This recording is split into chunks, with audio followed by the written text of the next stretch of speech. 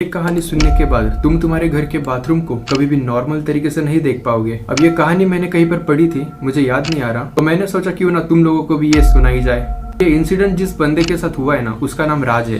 रात के तकरीबन 2 बजे होंगे, उसे बाथरूम जाना था, इसलिए वो उठता है अपने रूम में से और अपने रूम का दरवाजा खोलता है। तभी उसे एक ठंडी हवा का झोंका महसूस होता है। पर ठंडी हवा चलना ये तो नॉर्मल है, तो वो इस बात को इग्नोर करता है और वो चल पड़ता है बाथरूम की तरफ। जैसे वो बाथरूम का दरवाजा ओपन करता है, उसे आईने में एक कोने में खड़ी एक काली परछाई नजर आती है। राज तुरंत लाइट्स ऑन करता है, लेकिन वहां पर कोई भी खड़ा नहीं था उस वक्त। अब राज को लगता है कि वो नींद में है, इसीलिए उसे ये सारी चीजें दिख रही हो जो कि एग्जिस्ट भी नहीं करती। राज बाथरूम में अपने काम पर लग जाता है। बाथरूम में राज का काम पूरा हो जाता है तो वो बाथरूम से बाहर जाने के लिए निकलता है, लेकिन उसी वक्त बाथरूम की लाइट्स बंद चालू होने लगती है, वो भी बहुत तेजी से। उसी वक्त उसे एक आवाज सुनाई देती है।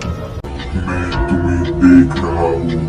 आवाज ना आईने में से आ रही होती है, इसलिए वो आईने के पास जाके देखता है। जैसे ही वो उस आईने के पास पहुंचता है, उसे आईने में एक बहुत ही डरावनी औरत का चेहरा नजर आता है, लेकिन ये सिर्फ 1-2 सेकंड के लिए ही नजर आता है।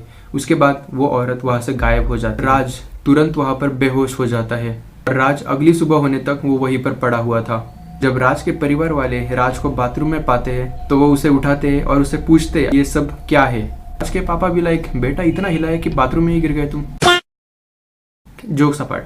जब राज उठता है तो वो अपने घर वालों को सारी कहानी बताता है। ये सुनने के बाद ना राज के घर वालों को भी उस पर विश्वास होता नहीं है। कहानी में जो लड़का है ना, उसका असली नाम क्या है ये तो मुझे नहीं पता, सिर्फ इस कहानी के लिए मैंने उसका नाम राज रख दिया है। वैसे अगर तुम्हारे साथ अगर ऐसा इंसिडेंट कभी हो तो तुम क्या करोगे?